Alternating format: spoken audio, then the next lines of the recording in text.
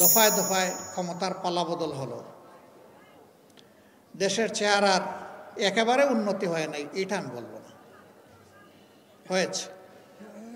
তবে যুগের যে পরিমাণ চাহিদা ছিল আর যে পরিমাণ সম্ভাবনা ছিল তার তুলনায় কিছুই হয়নি। এখানে বসা অবস্থায় আপনারা কোনো গন্ধ পাচ্ছেন কিনা? আমি কিন্তু একটা গন্ধ পেয়েছি। এটা একটা সভ্য জনপদ, এটা আমার গর্বিত দেশের রাজধানী। দুনিয়ার বিভিন্ন দেশে যাওয়ার সুযোগ হয়েছে, সেখানে নগরে শহরে এরকম চলমান প্রবাহমান বহু চ্যানেল আছে, ঝর্ণা আছে, নদী আছে, খাল আছে, ড্রেন আছে, কিন্তু আপনি ড্রেনের পানিও হাতে নিয়ে দেখবেন যে মার্বেলের মতো চকচক করছে। কেন? তারাও মানুষ, আমরাও মানুষ। আমরা কেন দুর্গন্ধের সঙ্গী হব? আমরা কেন পলিউটেড ওয়াটার স্ট্রিমের সঙ্গী হয়ে দুকে দুকে মরব? হাজার রোগ কেন আমাদের দেশে এই কারণে বাসা বাঁধবে? কপাল আমাদের এই জায়গায়। আমি বলেছিলাম আমাদের আল্লাহ অনেক সম্পদ দিয়েছেন, সব জায়গায় বলি একটা সম্পদের অভাবের কারণে আমরা পারলাম না আমাদের দেশটাকে বাগানের মতো করে সাজাতে। সেই সম্পদ হচ্ছে চরিত্রের সম্পদ। ক্ষমতায় যাওয়ার আগে অনেক রাজনীতিবিদ বলে থাকেন আমি রাজনীতিকে ইবাদত মনে করি, আমি রাজনীতি করি মানব সেবার জন্য, সেবা আমার ধর্ম। হ্যাঁ, উনি মানব সেবা করেন ঠিকই, শুধু নিজের সেবাটা করেন। তিনিও তো একজন মানব, সেই অর্থে তিনি মানব সেবা করেন। কিন্তু মানব সেবা বলতে যা বোঝায় তা তো দেখি না। গত 15.5 বৎসর এদেশের মানুষ দারুণ কষ্টের মধ্য দিয়ে অতিবাহিত করেছে, আর আমাদের জন্য পরিবেশটা ছিল আরও একটু কষ্টের। জানেন সব কিছু, আমি এগুলো রিপিট করতে যাচ্ছি না। আমাকে একবার একজন তদন্তকারী কর্মকর্তা রিমান্ডে আমাকে জিজ্ঞেস করছে যে আপনি কি একটু দয়া করে আপনার সর্বশেষ ঠিকানাটা বলবেন? আমি বললাম বলবো, সর্বশেষ ঠিকানা আশা করছি এটা আল্লাহর জান্নাত। কয় না না, দুনিয়ার ঠিকানা। আমি বললাম যে সেইটা কোনটা বলবো? কয় কোনটা বলবেন মানে? আমি বললাম যে আমার তো শত শত ঠিকানা আছে। কয় স্যার আপনি অ্যারেস্ট হয়ে এরকম আমাদের সাথে মৌজ করতে পারেন? বললাম মোটেই আমি মৌজ করছি না। কয় তাইলে কীভাবে বললেন যে শত শত ঠিকানা আছে? আপনি এত ধনী? বলে আপনি কল্পনা করতে পারবেন না আমি তার চেয়ে আল্লাহর মেহেরবানি বেশি ধনী। কয় একটু বুঝিয়ে বলবেন? আমি বললাম অবশ্যই। এই যে আপনারা আর আপনাদের সরকার, আপনাদের কারণে কোনো বাড়িতে 1 রাত, কোনো বাড়িতে 2 রাত, কোনো বাড়িতে 3 রাত, কোনো বাড়িতে 1 সপ্তাহ, কোনো বাড়িতে 2 সপ্তাহ, এইরকম করে কেউই তো আমাদের বছরের পর বছর যাচ্ছে। এখন হিসাব পেয়েছেন যে আমাদের শত শত ঠিকানা কোথায়? এটা শোনার পরে বলে যে আপনার ঠিকানা আমার লাগবে না। বুঝতে পারছে যে এর পরবর্তী ঠিকানা তো শেষটা না, আরও কোনটা হয়ে যাবে। এইটা ছিল ভাই আমাদের কন্ডিশন। একটা স্বাধীন দেশে বসবাস করেছি, পরিবারের সদস্যদের মুখ দেখতে পারি নাই একটানা দেশে থাকা অবস্থায় 10.5 মাস। অবশ্য যখন জেলে যেতাম তখন মাসে একবার দেখার সুযোগ পেতাম, তারা আসতো আমাকে দেখতে। কিন্তু জেলের বাইরে যখন থাকতাম এটা হতো না। এখন বলবেন এটা তো আপনার উপর দিয়ে গেছে, তাতে দেশবাসীর কি? না, আমার উপর দিয়ে যায় না, এই কোটি কোটি মানুষের উপর দিয়ে একই অবস্থা গিয়েছে। আমি একা মুসলিম ছিলাম না, বলতে গেলে গোটা দেশবাসী, গোটা সমাজই মুসলিম ছিল। তারা আমাদের সবগুলো অধিকার একে একে কেড়ে নিয়েছিলেন। বাঁচার অধিকার, খাওয়ার অধিকার, কর্মসংস্থানের অধিকার, আমাদের ভোটের অধিকার, আমাদের মানব অধিকার, আমাদের নাগরিক অধিকার সবই তাদের জিম্মায় চলে গেছিল। তাদের অবস্থাটা ছিল তারা দেশের মালিক আর আমরা ভাড়াটিয়া। ভাড়াটিয়ারও ভাই একটা মর্যাদা থাকে, তাও মনে হয় আমাদেরকে ওভাবে চিন্তা করতো না দেশবাসীকে। এবং কোথায় কোথায় তারা হুমকি দামকি দিতেন, কোথায় কোথায় মানুষ খুন করতেন, কোথায় কোথায় বিচারের নামে মানুষকে ফাঁসিতে ঝুলাতেন। তাদের অবস্থাটা এমন হয়ে গিয়েছিল। কোনো এক কালের দুর্দর্শ একজন শাসক, সে যখন দেখলো যে ওই দেশের মানুষ কিছুটা নবীর রসুলের দিকে ঝুঁকে যাচ্ছে, তখন তাদেরকে এনে শাসালো। শাসায় বলল, আমাকে তোমরা তোমাদের রব প্রতিপালক স্বীকার করো না? বলে, হ্যাঁ করি তো। কই, শুধু প্রতিপালক স্বীকার করো না, সবচেয়ে বড়, আনা রাব্বুকুমুল আলা, আমাকে সবচেয়ে বড় রব মানো কিনা? এরা ভয়ে অনেকেই বলেছে, যদিও তাদের ইমান এটা সাক্ষ্য দেয়নি, ভিতরে অন্য কিছু ছিল, যে হ্যাঁ আপনি আমাদের সবচেয়ে বড় রব। সেই সবচেয়ে বড় রব মাত্র 2টা মানুষকে তাড়া করতে গিয়ে, 2 লক্ষ সৈন্যের বাহিনী, সুসজ্জিত বাহিনী, এবং স্বয়ং কমান্ডার ইন চিফ, সেই রাজ্যের শাসক, শেষ পর্যন্ত আল্লাহ তাআলা বনী ইসরায়েলকে পার করে নিয়ে গেলেন, সমুদ্র ফাঁক করে 2 ভাগ করে শুকনা রাস্তা দিয়ে হাঁটাইয়ে নিলেন। আর তারাও ওটা নিজেদের জন্য শুকনা রাস্তা মনে করে এদেরকে ধাওয়া করলো। 2 দিক থেকে পানির দেয়াল এসে মিশে গেল, তারা নিশ্চিহ্ন হয়ে গেল। পানিতে গলে মানুষ শেষ হয়ে যায়, কোনো অস্তিত্ব পাওয়া যায় না। কিন্তু আল্লাহ তাআলার কি অপূর্ব খেলা, সেই পানিতেই ফেরাউনকে আল্লাহ শুটকি বানিয়ে দিলেন।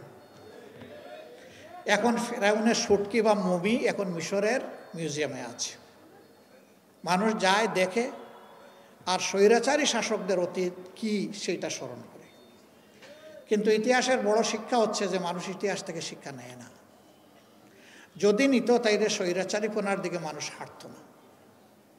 তারা হেঁটেছেন, তারা 3টা নির্বাচন নিজেরা করেছেন তাদের মতো করে। প্রথমটা জনগণ যায়নি, বহু সেন্টারে মানুষ একজনও যায়নি, সেখানে বিড়াল ঘুমাচ্ছিল শান্তিতে, কুকুর ঘুমাচ্ছিল শান্তিতে। সেগুলা মিডিয়ার বন্ধুরা তুলে এনেছিলেন তারা তাদের শৈল্পিক হাত দিয়ে। দ্বিতীয় নির্বাচনটা তারা এতটাই আস্থা হারায় ফেললেন যে নির্বাচনের দিন পর্যন্ত ধৈর্য ধরতে পারলেন না। 18 সালে আমাকে এখানে জোটের পক্ষ থেকে ক্যান্ডিডেট করা হয়েছিল। আমি এক মুহূর্তের জন্য এইভাবে আপনাদের সামনে এসে দাঁড়াতে পারিনি, আপনাদের মুখ দেখতে পারিনি। এই পরিস্থিতি এমনভাবে সৃষ্টি করে রাখা হয়েছিল, সারা বাংলাদেশে 64 জন ক্যান্ডিডেটকে কারাগারে নিক্ষেপ করা হয়েছিল। 113 জনকে তাদের বাড়িতে গৃহবন্দী করা হয়েছিল, ঘর থেকে বের হতে দেওয়া হয়। সেই রকম করে নির্বাচন, তারপরেও নির্বাচনের দিন পর্যন্ত তারা ধৈর্য ধরেন নাই, রাতের বেলায় সাবাড় করে দিয়েছেন সব। বিবিসির একজন সাংবাদিক আমাকে প্রশ্ন করলেন, আগামীকালের নির্বাচনকে আপনি কিভাবে দেখছেন? আমি বললাম, আগামীকালকে নির্বাচন কোথায় ভাই? কেন, কালকে নির্বাচন হবে না? বললাম, না, নির্বাচন তো কালকে হবে না, আজকে রাতেই তো হচ্ছে নির্বাচন। বলেন কি আপনি? ভাই আপনি সাংবাদিক, আপনার কাছ থেকে না আমি জানবো যে আজকের রাতের নির্বাচনটা কেমন হচ্ছে? আপনি দেখি আমারে জানতে চান? ওই যে এটা কি বলেন? আমি বললাম, ভাই আমারে যারা প্রশ্ন করেছেন প্লিজ আপনি যান। মণিপুর মণিকানন 2 স্কুল সে ভিজিট করে গিয়ে বলল, ইউ আর কারেক্ট, নির্বাচন তো বিপুল উৎসাহ উদ্দীপনায় রাতের বেলা হচ্ছে একতরফা। এই নির্বাচনকে জনগণ মিডনাইট ইলেকশন নাম দিয়েছিল। জাপানের কূটনীতিবিদরা কখনো মুখ খুলে না অন্য দেশের রাজনীতির ব্যাপারে। এই প্রথমবার এই নির্বাচনের পরে জাপানের বাংলাদেশি যিনি রাষ্ট্রদূত ছিলেন তিনি বললেন, এটা নির্বাচন নয়, এটা মধ্যরাতের নির্বাচন। ইন্টারন্যাশনাল কমিউনিটিও এটাকে সেইভাবে নিয়েছিল। আর 24 সালে নির্বাচন করার জন্য প্রার্থী পাওয়া যাচ্ছে না, কে কম্পিটিশন করবে? সেখানে আমি আর ডামি এই মিলিয়ে তারা নির্বাচন করেছে। এখানে যাদের বয়স 35-36-এর নিচে তারা একটু হাত তুলেন তো দেখি। মাশাআল্লাহ, a good number of people. আপনারা জীবনে হাত নামান ভাই, কষ্ট করছেন। আপনারা জীবনে একটা ভোটও দিতে পারেন নাই। আপনারা কি তাদেরকে আপনাদের অধিকার কেড়ে নেওয়ার অধিকার দিয়েছিলেন? দেন নাই। সেই 3 নির্বাচনে আপনারা শুধু ভোট দিতে পারেন নাই না, আমরাও ভোট দিতে পারি নাই। আমি তো আমার ভোট দিতে পারিনি। আমি যখন ইলেকশন স্টার্ট হওয়ার 1.5 ঘন্টা পরে শুনলাম যে আমার কিছু এজেন্টকে গায়েব করা হয়েছে ধরে নিয়ে, 2-1 জন মহিলার মাথা ফাটিয়ে দেওয়া হয়েছে, হাত ভেঙে দেওয়া হয়েছে, তখন আমি বললাম যে রক্তের বিনিময়ে আমার আসনে বিজয় লাভ করার আমার প্রয়োজন নাই, আমি এই নির্বাচনে থাকব না।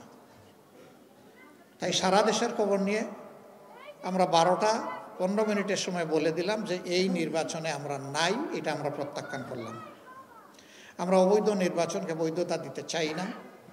আমাদের বিভিন্ন দেশের বন্ধুবান্ধব বলতো, তোমরা বলতেছো ওরা ফেয়ার ইলেকশন দিবে না, তোমরা না গিয়ে কিভাবে এটা প্রমাণ করবা যে ওরা ফেয়ার ইলেকশন? তোমরা যাও, তারপরে বোঝা যাবে ইলেকশন ফেয়ার না আনফেয়ার। অবশ্যই ইলেকশন হয়ে যাওয়ার পরে আর কোনো বন্ধুবান্ধব এই কথা বলে নাই যে তোমরা নির্বাচনে যাও। 24 সালের নির্বাচনের পরে তারা ঘোষণা দিয়েছিল 41 সাল পর্যন্ত বাংলাদেশের ইজারা তারা গ্রহণ করেছেন, যে আমরা 41 সাল পর্যন্ত এই দেশকে সাজাবো, অর্থাৎ আমরা ক্ষমতায় থাকবো। তুতিল মুলকা মান তাশা ওয়া তানজিউল মুলকা মিম্মান তাশা। আল্লাহ হচ্ছেন সমস্ত মুলকিয়াতের মালিক। কুলিল্লাহুম্মা মালিকাল মুলক, নবী তুমি বলে দাও তিনি সেই মহান আল্লাহ যিনি সমস্ত বাদশাহীর মালিক।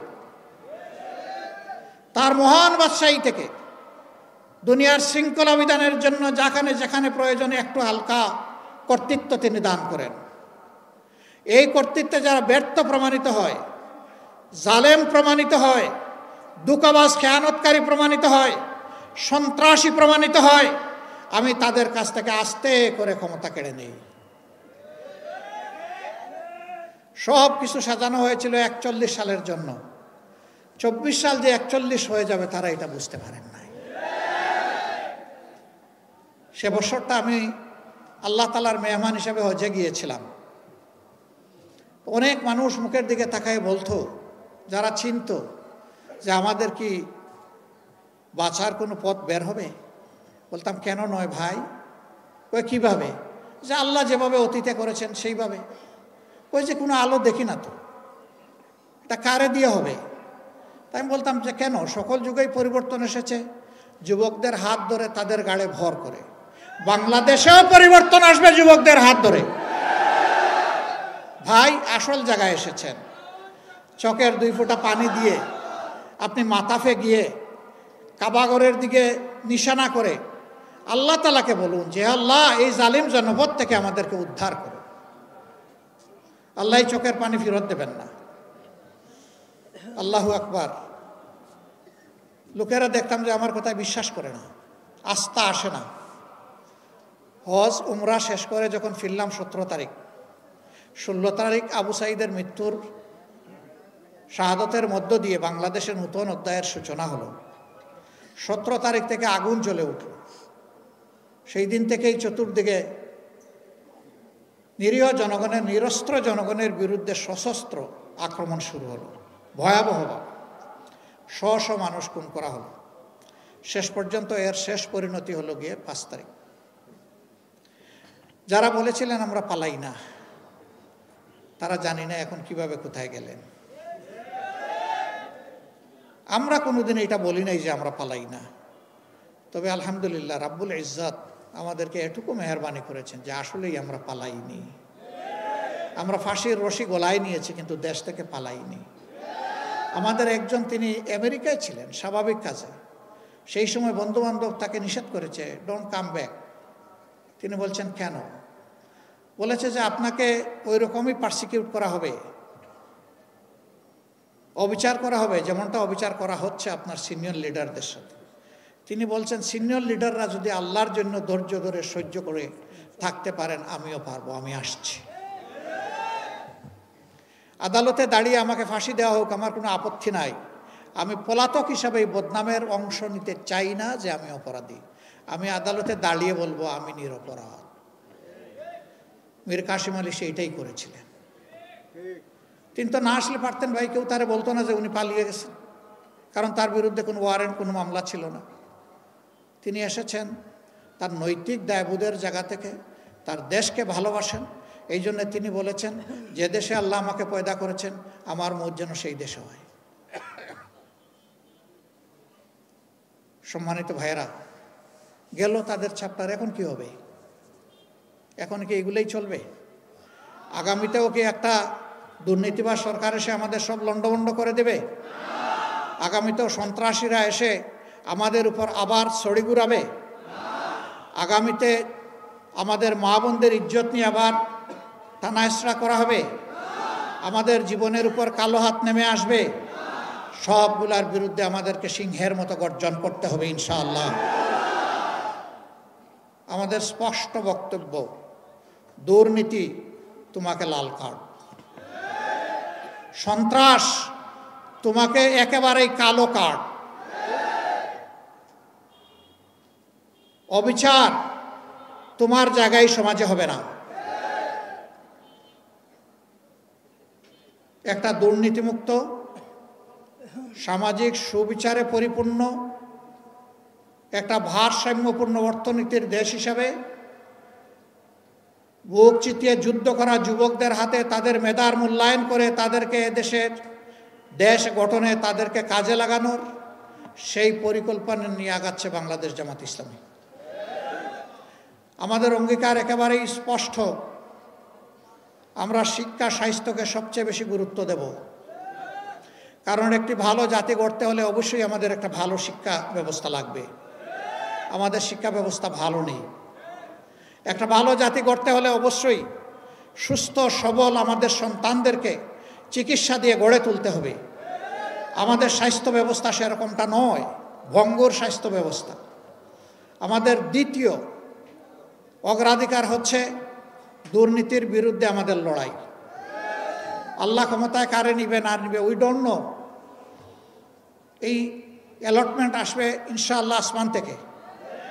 আমরা বাংলাদেশের জনগণের রায় পেয়ে এই দেশ পরিচালনার দায়িত্ব পাই কিংবা না পাই, দুর্নীতি মাটিতে নেমে না আসা পর্যন্ত আমাদের লড়াই চলবে ইনশাআল্লাহ।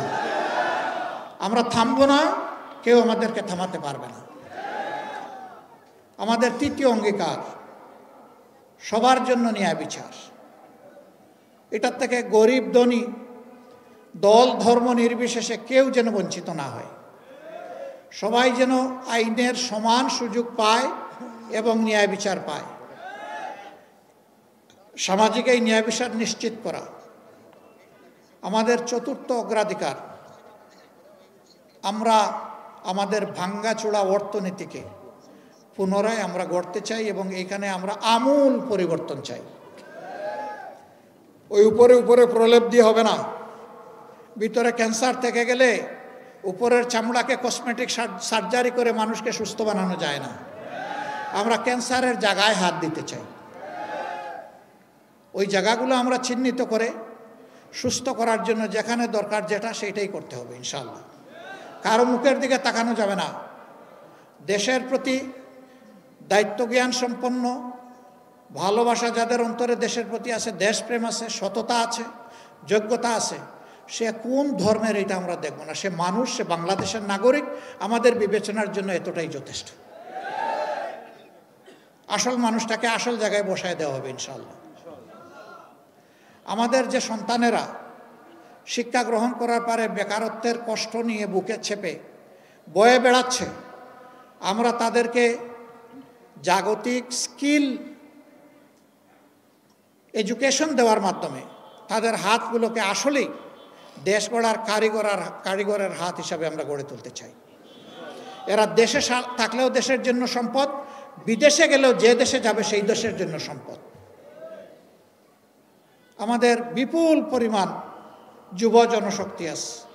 দুনিয়া এখন 1 কোটির মতো আমাদের প্রবাসী কর্মচারী আছে, কাজের লোক আছে।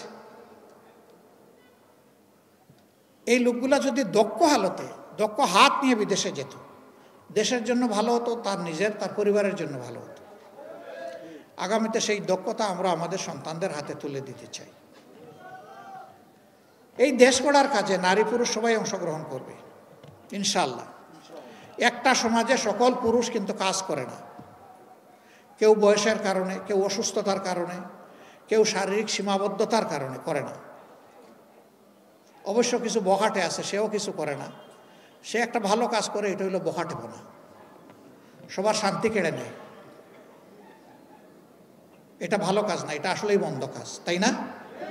সে নিজের জন্যও বোঝা, সমাজের জন্যও বোঝা। বাকি যারা সক্ষম, যাদের মিনিমাম যোগ্যতা আছে কোনো কাজের, তারা কাজ করবে, এটাই স্বাভাবিক। আমাদের মা বোনেরা কী করবেন? কিছু কিছু সংসারে মা বোনদেরও প্রয়োজন তাদের আয় রোজগারের। যাদের যোগ্যতা আছে এবং প্রয়োজন আছে, যোগ্যতা এবং প্রয়োজন অনুযায়ী দেশ গড়ার কাজে তারা অংশ নেবেন, এমনকি তারা সেনাবাহিনীতেও থাকবেন।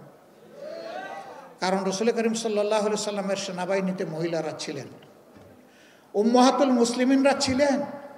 একমাত্র বদর যুদ্ধ ছাড়া সকল যুদ্ধে আল্লাহ রসুলের সাথে কমপক্ষে আমাদের একজন মা আল্লাহ রসুলের সাথে ছিলেন। শুধু একজন মা না, বিপুল সংখ্যক মহিলা যুদ্ধে অংশগ্রহণ করেছেন। যুদ্ধের মতো কঠিন কাজ যদি রসুল করিম সাল্লাল্লাহু আলাইহি সাল্লাম তাদেরকে শরীক করেন, তাইলে দুনিয়ায় কোন কাজটা আছে তারা পারবেন না?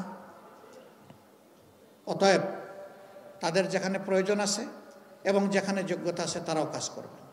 তবে এখনকার সমাজে তাদের না আছে সামাজিক নিরাপত্তা, আর না আছে তাদের সম্মানবোধটুকু। ইনশাআল্লাহ দেশ আমাদের হাতে যদি পড়ে, আমাদের অঙ্গীকার আমাদের মা, আমাদের বোন, আমাদের জায়া, তাদের নিরাপত্তা এবং তাদের সম্মানটুকু আমরা পর্যাপ্ত পরিমাণে নিশ্চিত করব ইনশাআল্লাহ। এটা গড়ে চলাচলে কর্মস্থলে সব জায়গায় এটা নিশ্চিত হবে ইনশাআল্লাহ। আমরা তো ওই সমাজের জন্য কাঙ্গাল হয়ে বসে আছি যেই সমাজটা রসুল করিম সাল্লাল্লাহু আলাইহি সাল্লামের হাতে কোরআনিক সংবিধান অনুযায়ী গড়ে উঠেছে। আর জীবনের শেষ লগ্নে জুমার খুতবায় দাঁড়িয়ে আল্লাহ রসুল বলেছিলেন, খায়রুল কুরুনি কারনি সুম্মাল্লাযীনা ইয়ালুনাহুম সুম্মাল্লাযীনা ইয়ালুনাহুম। আমার যুগ বিশ্বের শ্রেষ্ঠতম যুগ, আমার পরের যুগ এর কাছাকাছি, এর পরের যুগ তার কাছাকাছি, এরপরে আল্লাহ রসুল আর কিছু বলেননি।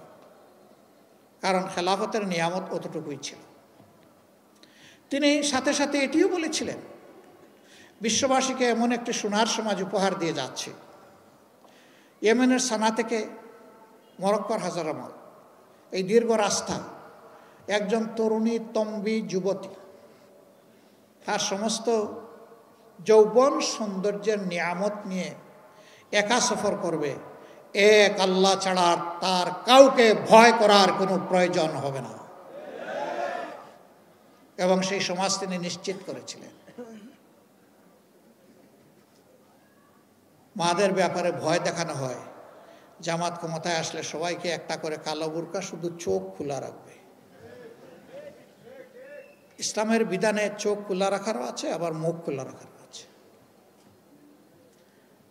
হ্যাঁ, কেউ যদি চোখও না ডাকেন, মুখও না ডাকেন, জামাতে ইসলামে কাউকে জোর করে বুরকা পরাবে না। এই কল্যাণ রাষ্ট্রের সৌন্দর্য উপলব্ধি করে আলহামদুলিল্লাহ আগ্রহী হয়ে মারাই তারা সৌন্দর্যের শালীন পোশাক তারা কবুল করে নেবেন ইনশাআল্লাহ। কাউকে বাধ্য করা হবে না, দরকার নাই। ইসলাম কোনো ব্যাপারেই কাউকে বাধ্য করে না। ইসলামের দুয়ার ওপেন, রাস্তা খুবই সোজা এবং মসৃণ, ফ্রিকশন নাই সেখানে। আজকে যুবকরা বুক চিতিয়ে যুদ্ধ করলো, কিন্তু এখন পর্যন্ত আমরা কাঙ্ক্ষিত সংস্কারটা এনে দিতে তাদেরকে পারলাম না। এটা আমাদের আফসোস। কেন পারলাম না আপনারা জানেন। আমরা সংস্কারের দিকে যতবার এগোতে চেয়েছি, কেউ না কেউ আমাদেরকে কোমর ধরে পিছন দিকে টেনে রেখেছে। এইটা চাই না, ওইটা চাই না, এটার দরকার নাই, শুধুমাত্র ইলেকশন দরকার। তো ইলেকশন তো আগেও হয়েছে। ইলেকশন তো এই দেশের মানুষকে কল্যাণ এবং মুক্তি দিতে পারে নাই। ইলেকশন অবশ্যই প্রয়োজন, তবে ইলেকশনের মতো ইলেকশন প্রয়োজন। ওই পুরানা স্টাইলের ইলেকশন দিয়ে দেশে কোনো কল্যাণ কেউ দিতে পারবেন না, এটা ইম্পসিবল। আমরা একটা অর্থবহ নির্বাচন, একটা সুষ্ঠু নির্বাচনের জন্য প্রস্তুতি নিচ্ছি ইনশাআল্লাহ।